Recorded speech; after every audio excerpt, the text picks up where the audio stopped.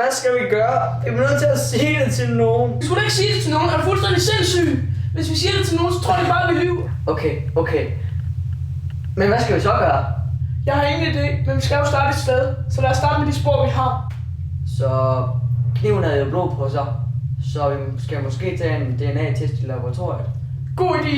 Lad os tage dem med i laboratoriet. Her.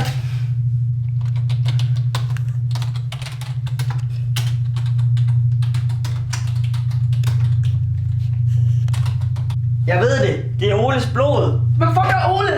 Det er min bedste ven. Det er hans blod.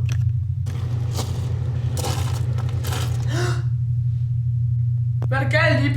Der er en derude. Ej, det er godt med dig, du. Men seriøst, der er en derude. Okay, så lad os gå op og kigge.